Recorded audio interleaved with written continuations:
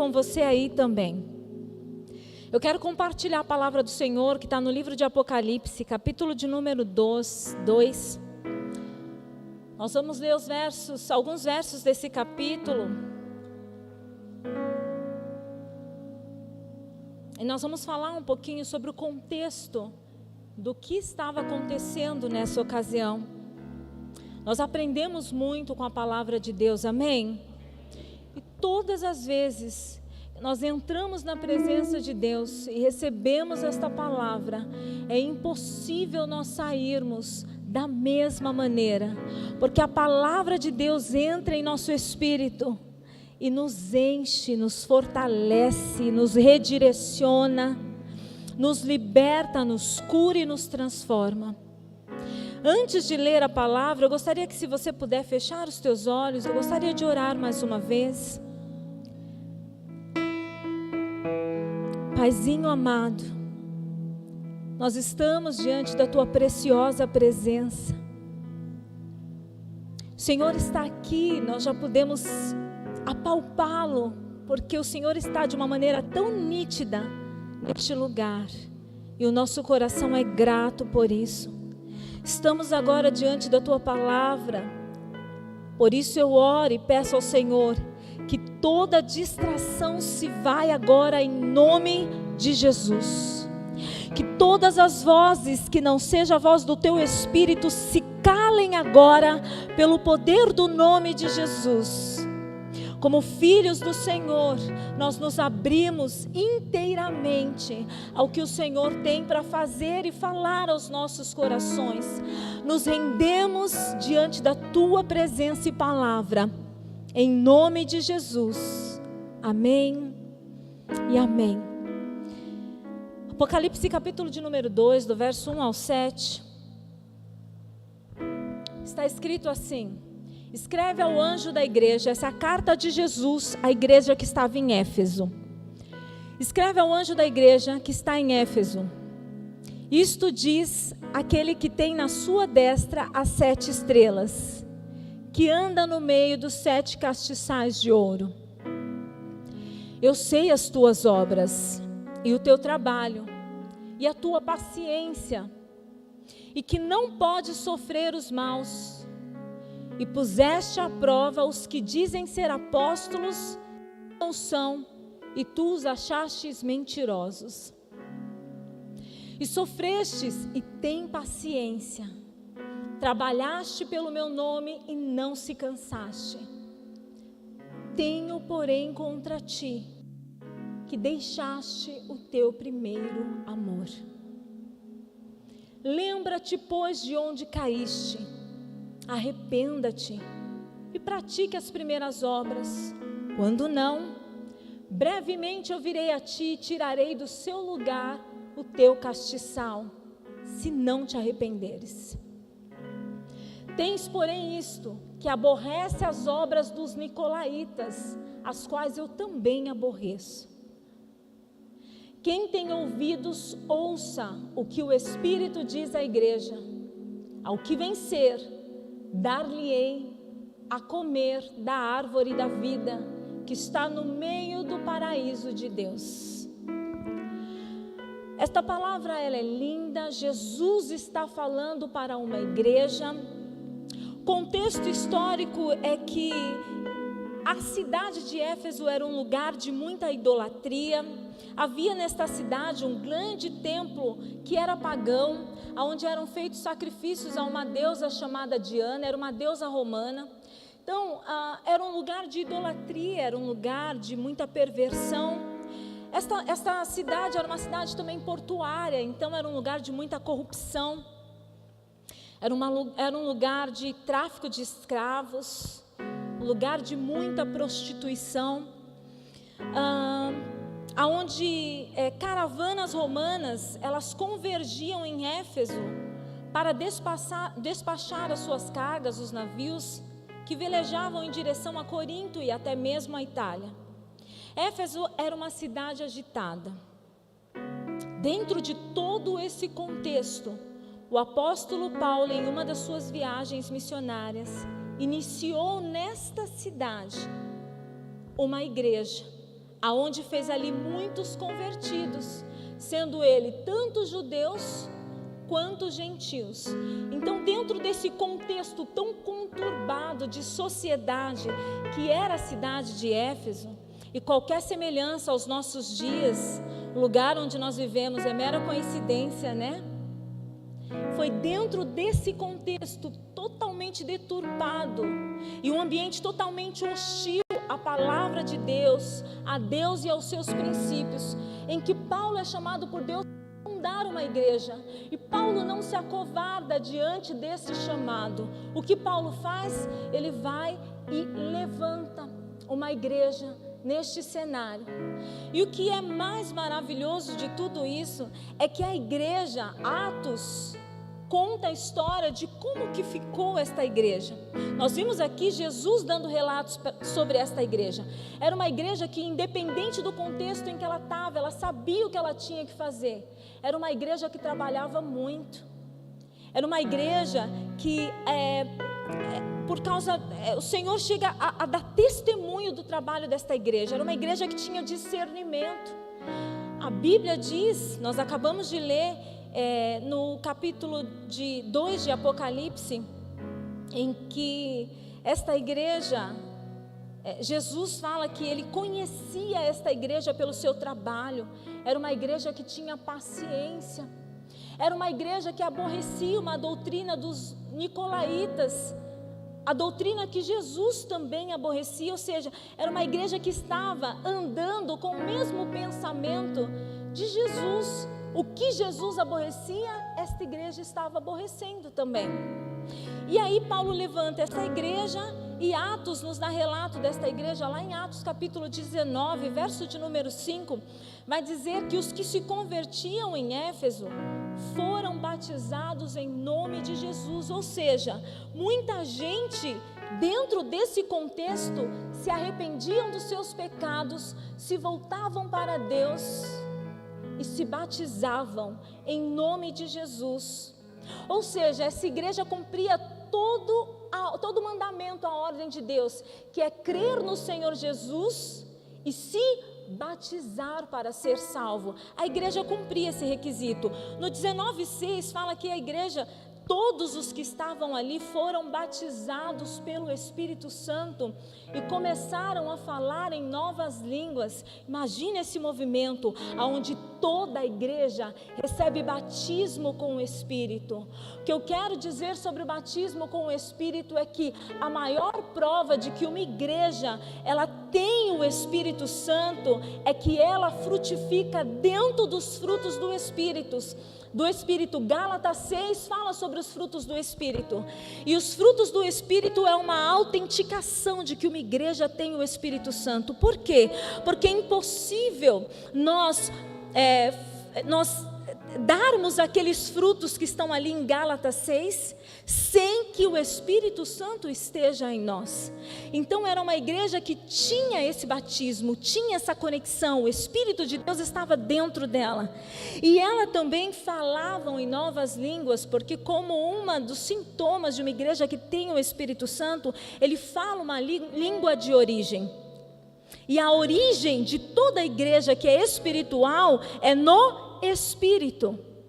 E quando nós estamos ligados à nossa origem de verdade, nós fluímos nos dons espirituais, dentre eles o falar em línguas. Então a Bíblia diz que esta igreja falava em línguas e profetizava, ou seja, anunciava a mensagem do reino de Deus. Era uma igreja muito linda, como nós costumamos falar. E esses dias, conversando com o pastor, nós estávamos contemplando tudo que Deus estava fazendo, e com um coração muito grato a Deus por tudo.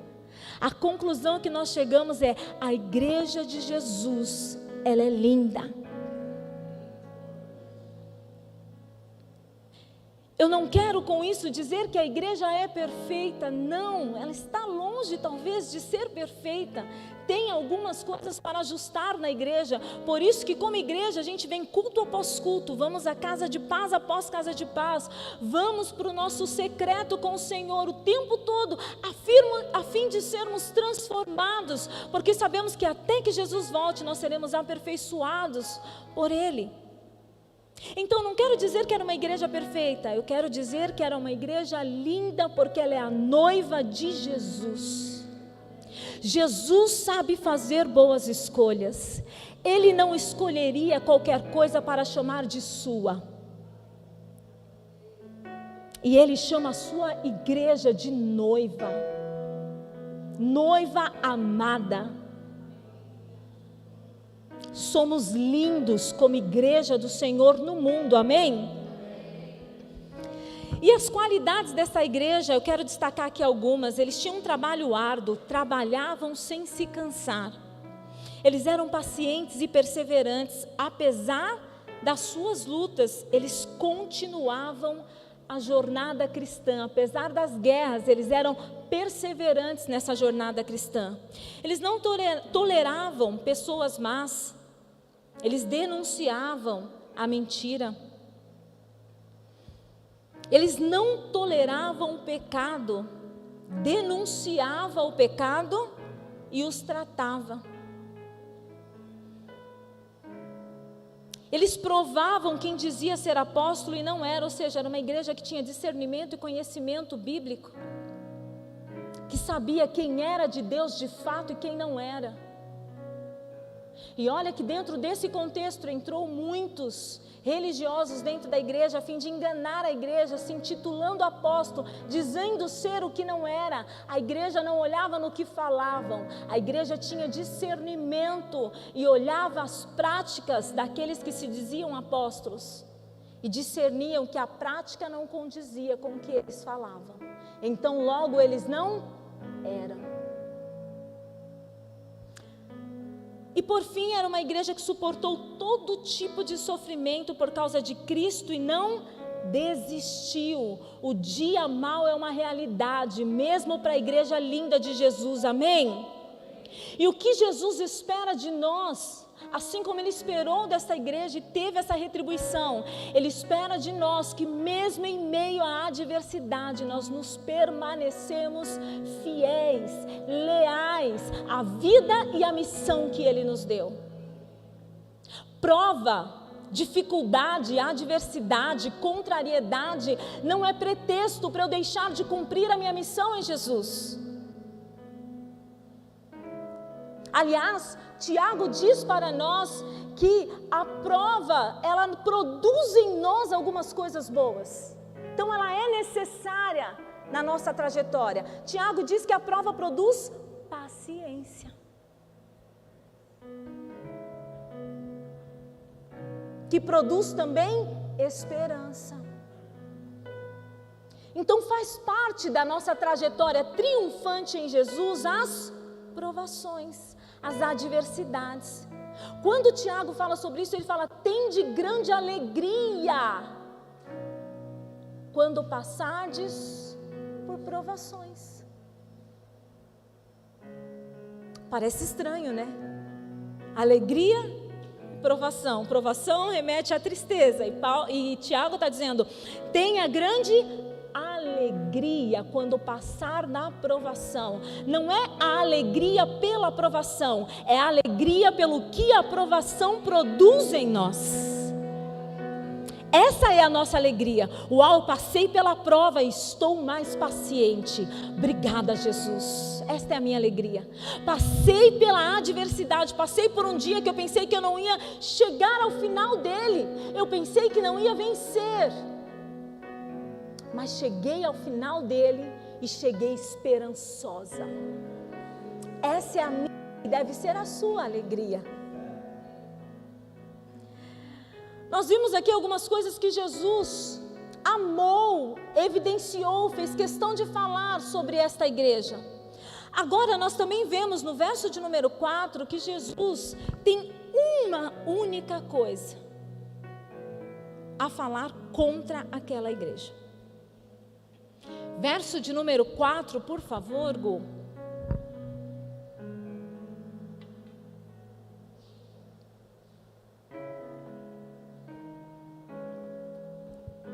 Tenho, porém, contra ti, que deixaste o teu primeiro amor.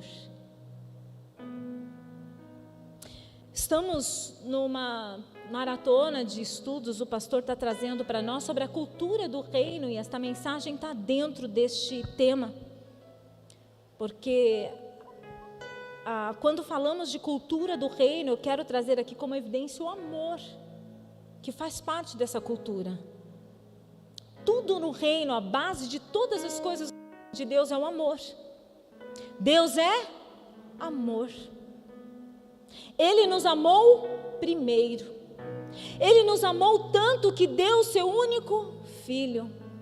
Quando nós falamos de reino de Deus, cultura de Jesus, é impossível nós desassociarmos essa cultura do amor, porque o amor é a base para todas as coisas. Toda obra criada, a base para toda obra criada foi o amor. E Jesus fala sobre esta igreja linda que nós acabamos de ler sobre ela, que ela deixou o primeiro amor. Nós vamos ver lá no livro de Deuteronômio, capítulo de número 6, verso de número 5, uma ordem dentro das leis do Antigo Testamento. Então, as leis eram ordens de Deus para que aqueles que criam nele obedecessem, na intenção de gerar para aqueles que obedeciam proteção. E nós vamos ver uma dessas leis dentro do contexto a qual nós estamos falando, que é o amor. Olha a ordem de Deus: amarás, pois, vamos ler juntos? Amarás, pois, o Senhor teu Deus de todo o teu coração, de toda a tua alma e de todo o teu poder, ou seja, de todo o teu entendimento. Amarás o Senhor teu Deus com tudo que você pode, com tudo que você é. Se tiver que dar devoção, a quem devemos devotar? A Deus. Deus precisa e quer ser o primeiro em todas as coisas da nossa vida. Deus tem um lugar, o primeiro lugar no meu e no seu coração. Ele precisa ocupar esse lugar. Tem outras coisas que eu amo na vida, mas eu não posso colocar essas outras coisas que eu amo no lugar de Deus. Isso é inverter valores, inverter prioridades. Isso é pecado, porque uma vez que há uma ordem de Deus, a desobediência na ordem, desobedecer é pecado. E se Deus está falando que nós devemos o amar de todo o nosso coração, com toda a nossa mente, com todas as nossas forças, está falando que nós devemos o amar nas 3 dimensões, no espírito, na alma e no corpo. Precisamos amar a Deus mais do que qualquer outra coisa. Eu amo meu esposo, eu amo o meu filho, eu amo os meus pais. Tem tanta gente que eu amo a igreja do Senhor, eu amo tantas bênçãos que o Senhor tem derramado sobre a minha vida, tantos propósitos lindos que eu já estou vendo se cumprir e outros que pela fé eu já posso enxergar que se cumprirão. Eu amo todas essas coisas, eu amo Deus e tudo que vem dele para as nossas vidas. Mas eu não posso inverter a ordem de prioridade, colocar as coisas que vêm dele no lugar que é dele.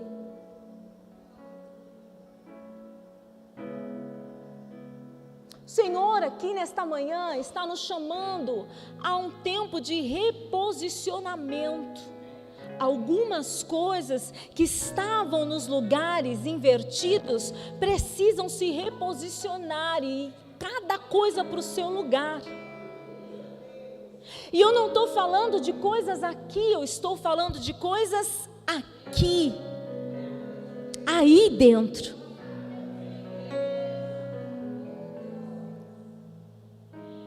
E confesso que quando eu medito nesta palavra, onde Deus pede para amá-lo mais do que qualquer outra coisa, aí nós vamos ver lá no Novo Testamento, Jesus replicando esse mandamento, falando que é necessário amar a Deus de todas, mais do que qualquer coisa.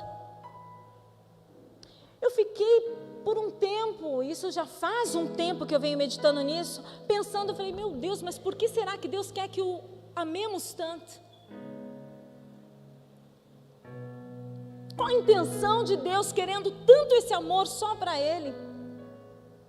E aí eu me peguei lendo um livro, onde o escritor era o pastor Luciano Subirá, e o tema do livro é Até que Nada Mais Importe, e num dos capítulos do livro ele traz exatamente essa reflexão, e ali de verdade, ele teve coragem de externar algo que eu pensei, mas não tive coragem de falar.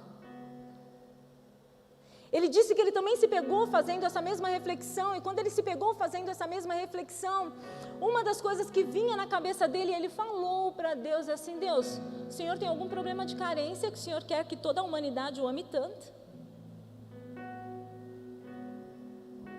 Que necessidade é essa que o Senhor tem? Que o Senhor quer que toda a humanidade fique pertinho ali, amando, olhando somente para o Senhor. E aí Deus, por sua infinita bondade e misericórdia, porque se Deus fosse nós, você fulminaria um filho desse, sim ou não?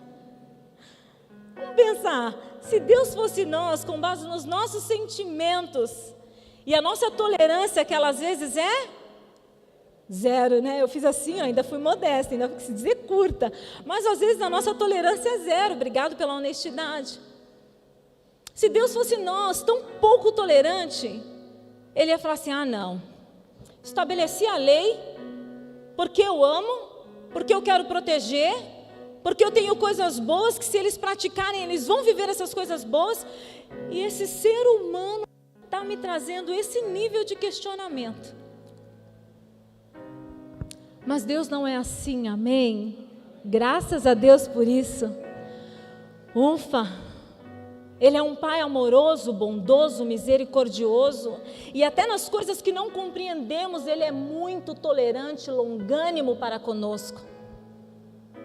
E aí Deus respondeu para o pastor Luciano, e ali foi uma resposta para a Nádia e para tantos outros que talvez fizeram essa mesma leitura e foram edificados por ela. A resposta foi a seguinte: filho, eu não quero que a humanidade me ame porque eu tenho um problema de carência, autoestima ou coisas do tipo. Eu preciso que eles me amem porque me amando eles vão olhar só para mim. Olhando só para mim, naquilo que eu miro, eu me aproximo. Aquilo que eu miro, eu me aproximo. E quanto mais perto do bem eu estou, mais longe do mal eu fico. Então é uma maneira pedagógica de Deus nos manter perto, longe dos perigos, longe dos lobos, dos nossos adversários. Então foi uma maneira pedagógica de Deus falando, eu quero você perto, como me ame mais do que qualquer coisa que você vai ficar. O amor a Deus nos deixa longe do pecado. A única coisa nessa vida que não me deixa pecar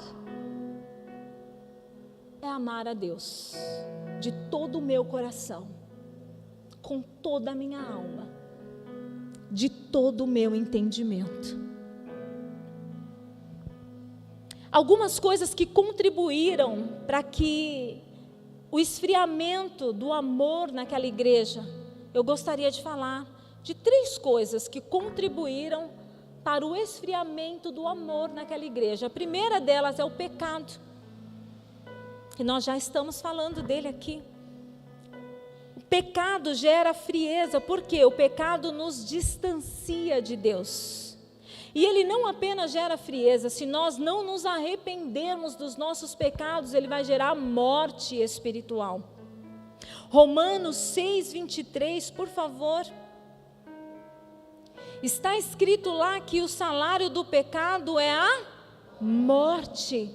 Mas o dom gratuito de Deus é a vida eterna por Jesus Cristo nosso Senhor. Se eu peco, logo eu morro, mas se eu me arrependo, eu recebo vida.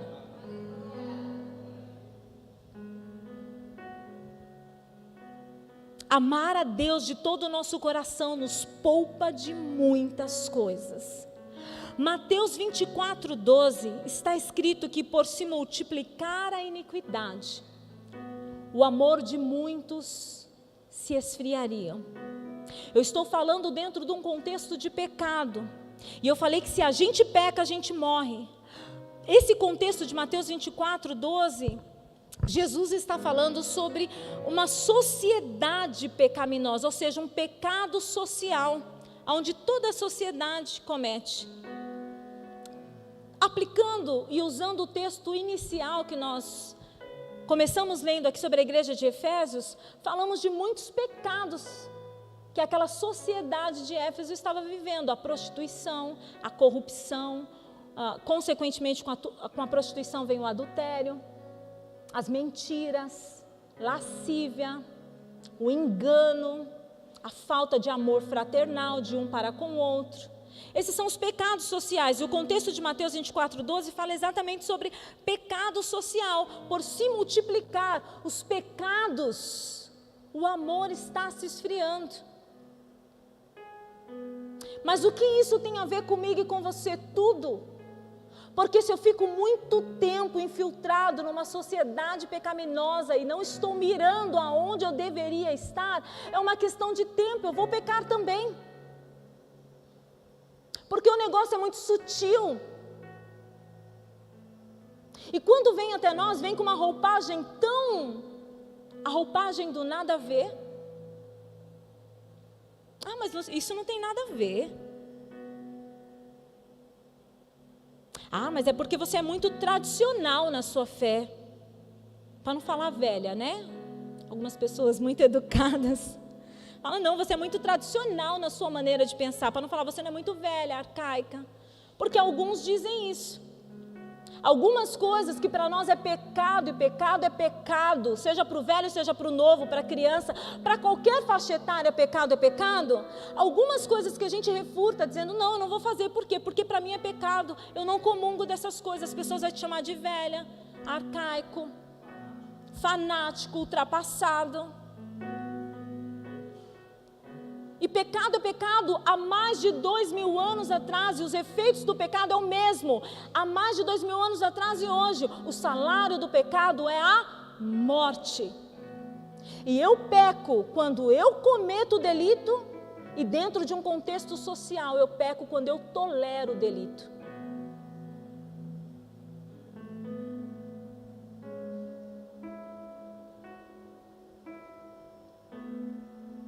O que mais contribui para o esfriamento do amor? Segundo, a falta de profundidade no relacionamento com Deus.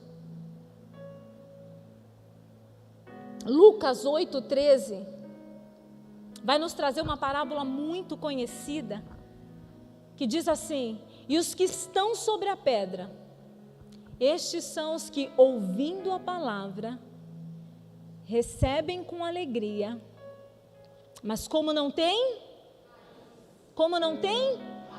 raiz, grava esta palavra, raiz. O que acontece com eles?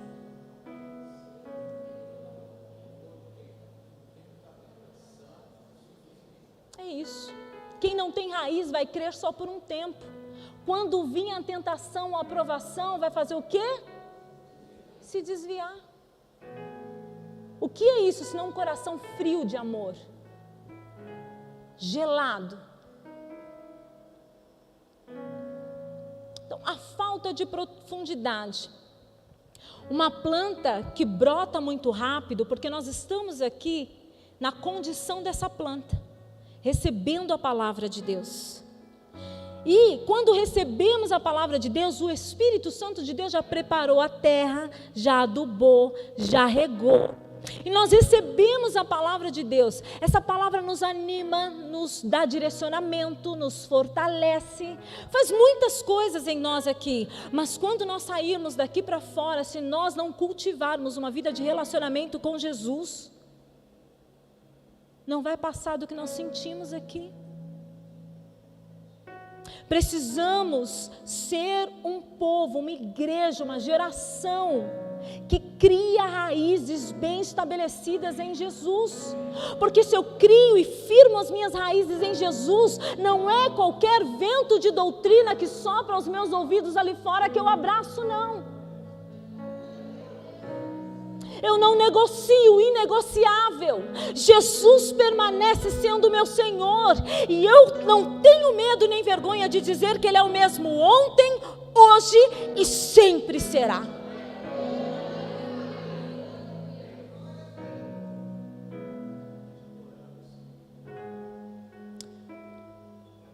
Terceiro ponto e último.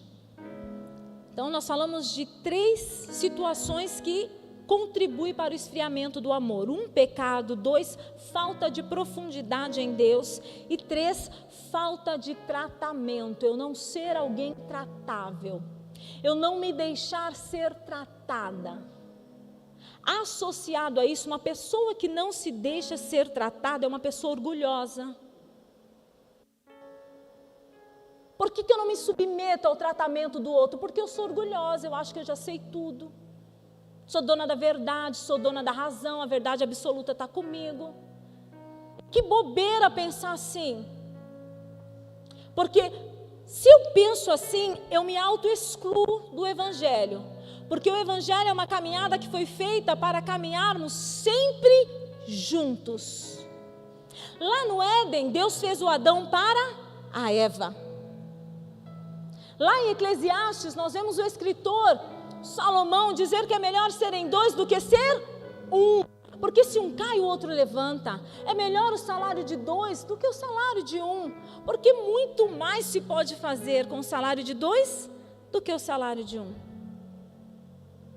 Nós vemos lá nos evangelhos Jesus preparando os discípulos e comissionando-os para enviar a uma missão.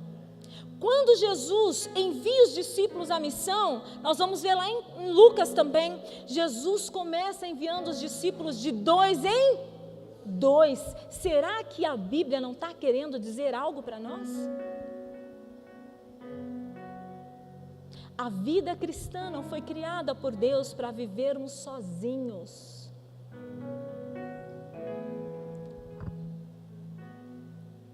A vida cristã foi criada por Deus para vivermos juntos, ligados, unidos. Deus poderia ter feito tudo sozinho, mas por que será da Trindade, Pai, Filho e Espírito Santo? Será que não está querendo nos dizer alguma coisa? 3 em 1. O Senhor está querendo nos dizer que é possível sermos unidos, porque estamos ligados a essa Trindade. Jesus nos ligou, o Espírito de Deus habita em nós. É possível vivermos uma vida em unidade. Juntos somos mais fortes.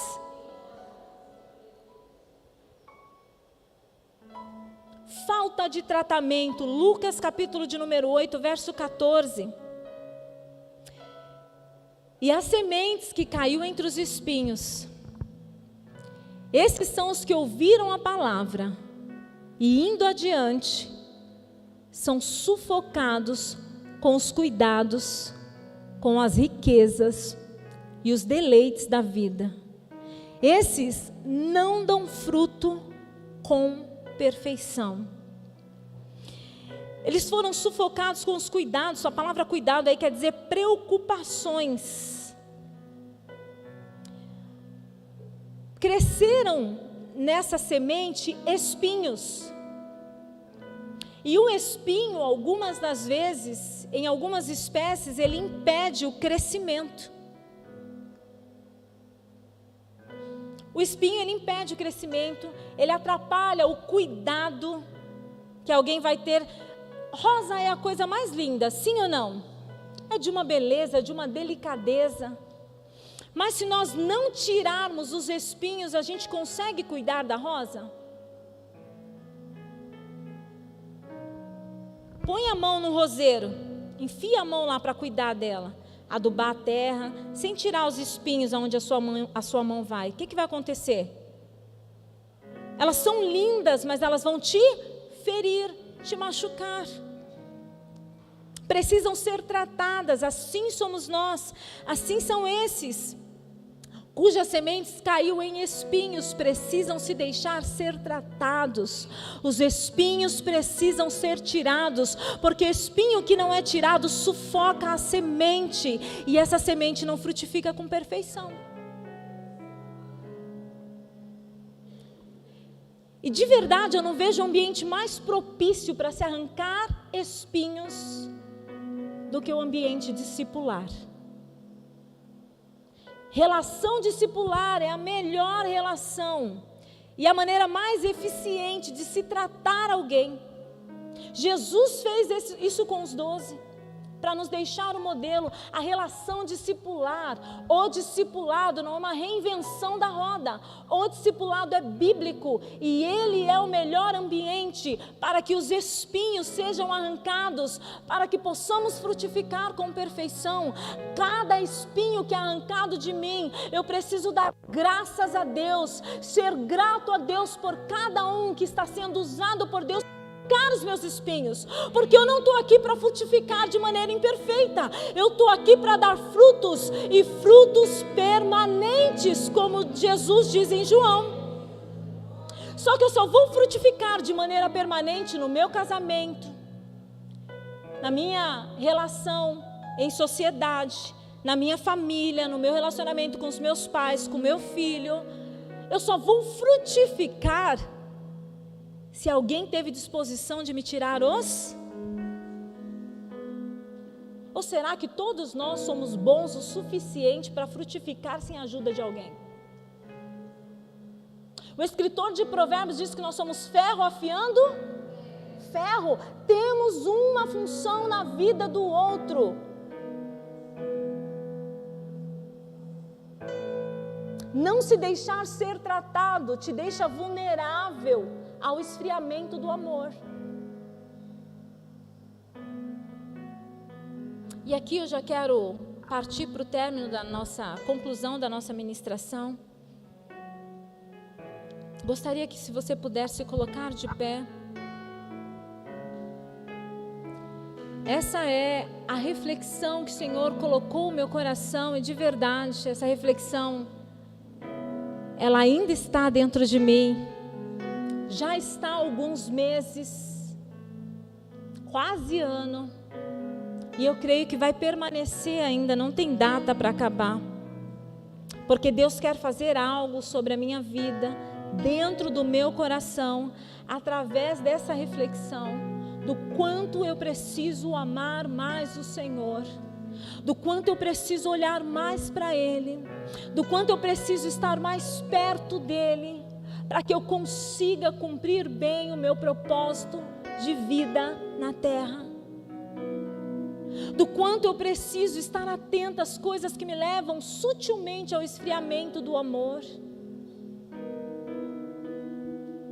Se eu não tenho capacidade de amar a Deus, eu não vou ter condição de amar o meu irmão. João diz algo, ele fala algo lindo, ele fala assim: se eu não posso amar você que eu vejo, como que eu posso dizer que eu amo o Senhor que eu não estou vendo? Eu preciso amar a Deus de todo o meu coração, e amando a Deus de todo o meu coração, eu vou ter condição de te amar. Agora, se eu não estiver te amando, para mim é um sintoma claro de que eu ainda não amo Deus o suficiente. Precisamos amar o Senhor para amarmos mais uns aos outros. Digo sempre isso: o que nos poderia distanciar, as nossas preferências, gostos, é muito pequeno perto do que pode nos unir. O que nos une é maior do que aquilo que poderia nos afastar. Então eu concluo falando para vocês sobre o que nós vamos orar agora. Eu quero concluir com a palavra de Apocalipse, capítulo de número 2, verso de número 5. Vamos ler juntos? Lembra-te, pois, de onde caíste. Arrependa-te, pratica as primeiras obras. Quando não, brevemente,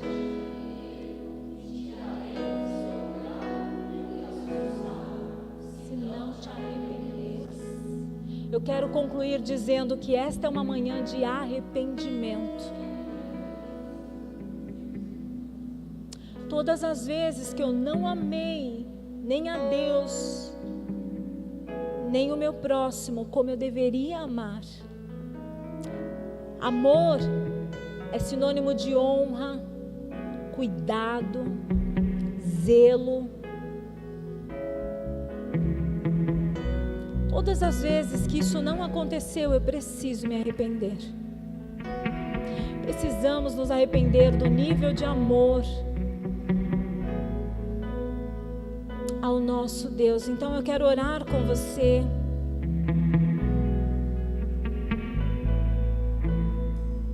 Aleluia, Jesus. Se você pode fechar os teus olhos, na nossa oração nós vamos nos arrepender dos nossos pecados. Nós vamos clamar ao Senhor para que Ele nos aponte caminhos, nos mostre por onde podemos começar para sermos ainda mais profundos nele e que possamos ser pessoas tratáveis. Vamos orar. Pai, obrigada, Jesus, por esta manhã. Somos gratos ao Senhor pela tua palavra. Quando vimos a igreja de Éfeso, Senhor, como nos identificamos com tantas coisas nesta igreja.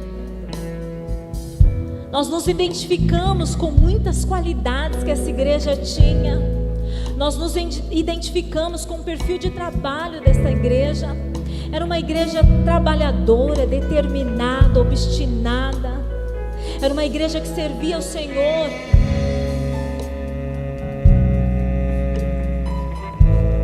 intensamente. Como nos identificamos com as qualidades desta igreja e em contrapartida, Senhor, nós tomamos para nós a palavra de alerta que o Senhor entregou àquela igreja. Queremos nesta manhã pedir auxílio ao Teu Espírito Santo. Nos ajuda a nos lembrar onde foi que nós caímos, onde deixamos de amá-lo como o Senhor merece ser amado, onde foi que idolatramos porque colocamos outras coisas no lugar do Senhor, onde foi que nos esquecemos do Senhor, ficamos suscetíveis ao pecado, pecamos e não nos arrependemos. Misericórdia das nossas vidas, Senhor. Uma igreja do Senhor que vai habitar contigo na eternidade. Nós agora te buscamos em arrependimento aos nossos pecados, Senhor.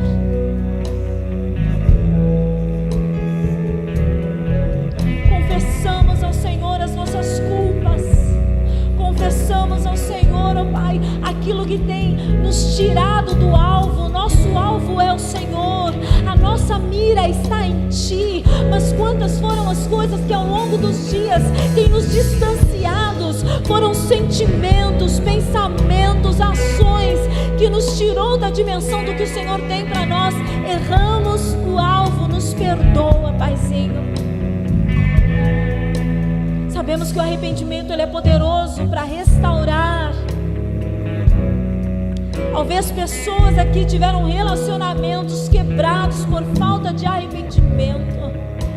E nós clamamos agora em nome de Jesus que o perdão que vem do Senhor sobre cada um dos teus filhos vem com poder e força restauradora. Pai, para a glória do teu nome. Restaura famílias, restaura relacionamento entre amigos, restaura, Senhor, uma comunidade de fé ferida pelo distanciamento e o pecado. Restaura-nos, Senhor, para a tua glória. Amamos ao Senhor para que tenhamos raízes cada vez mais profundas em Ti, que possamos ser como o povo de Bereia, que ama a Tua palavra. Não vemos outro jeito de estarmos mais aprofundados no Senhor do que se relacionando com a Tua palavra. Então, Espírito de Deus, nós renunciamos à preguiça, nós renunciamos o medo, nós renunciamos, Pai, tudo aquilo que nos impossibilita de ter uma vida devocional. A Tua palavra é vida para nós, Jesus. Precisamos mais da Tua palavra, nos ajuda. Espírito de Deus que habita em nós, clamamos por mais disposição para a leitura da palavra. Clamamos para que a nossa mente seja aberta, para que ao ler a palavra não seja apenas um conhecimento, mas ela venha como rema, mudando coisas aqui dentro, restaurando aquilo que está aqui dentro, fortalecendo o que está aqui dentro e também tirando o que não provém do Senhor que está aqui dentro. Que a Tua palavra, Senhor, ela cumpra o propósito de purificar-nos, em nome de Jesus. Clamamos também para que o Senhor nos dê um espírito manso, humilde e tratável, que possamos nos submeter àqueles a quem o Senhor tem colocado sobre nós para nos guiar, para caminhar conosco no caminho, que possamos nos submeter às autoridades que o Senhor tem colocado sobre a nossa vida. Temos autoridades sociais, temos autoridade dentro da nossa casa, temos autoridade no contexto familiar. Precisamos nos sujeitar mais, sermos mais obedientes e tratáveis. Nos ajuda, Senhor. Paizinho, esta é a nossa oração como igreja do Senhor, porque esse é o desejo do nosso coração, Jesus. Queremos ser melhores, para que os nossos frutos permaneçam,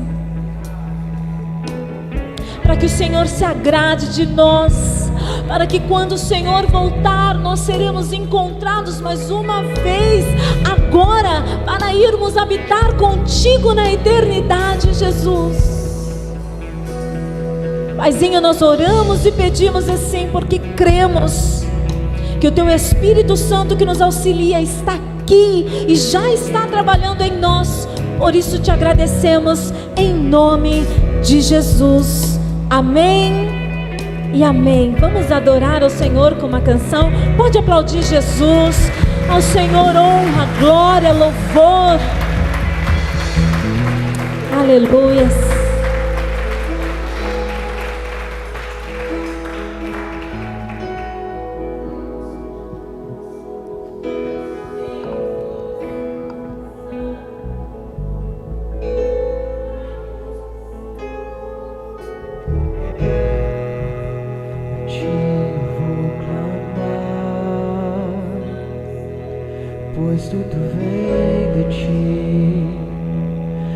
Tudo está em Ti, por Ti vou caminhar, Tu és a direção e o sol a me guiar. Tudo pode passar, Teu amor jamais me deixará. Sempre há de existir um novo amanhã preparado pra mim.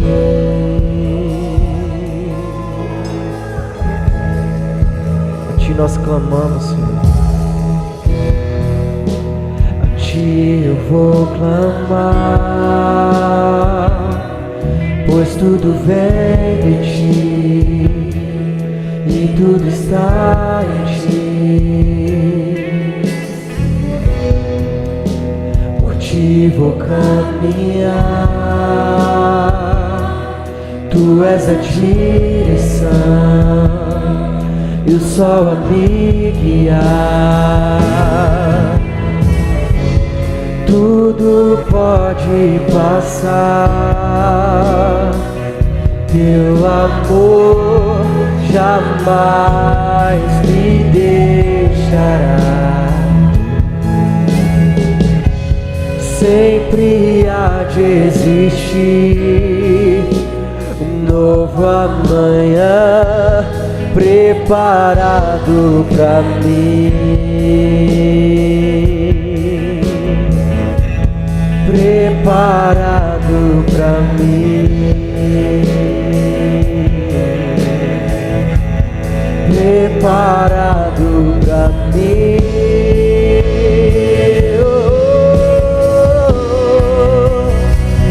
Eu me rendo aos teus pés, és tudo que eu preciso pra eu me lanço aos teus braços, onde encontro meu refúgio. Eu me rendo aos teus pés, és tudo que eu preciso pra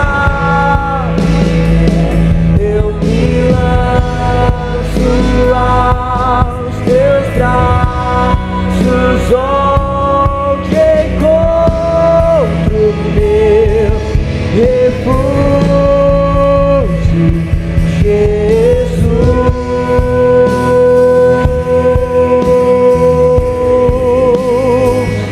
Eis-me aqui.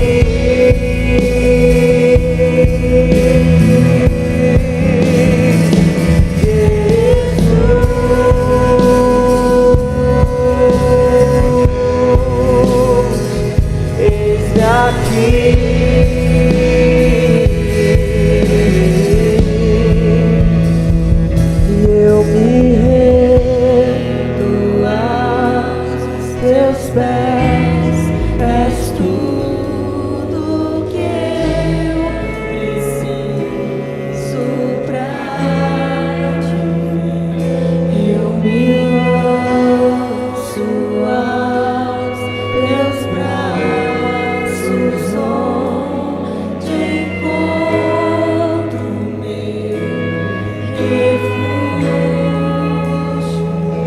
Eu me rendo aos teus pés, és tudo que eu preciso pra eu me lanço aos teus braços, onde encontro meu refúgio.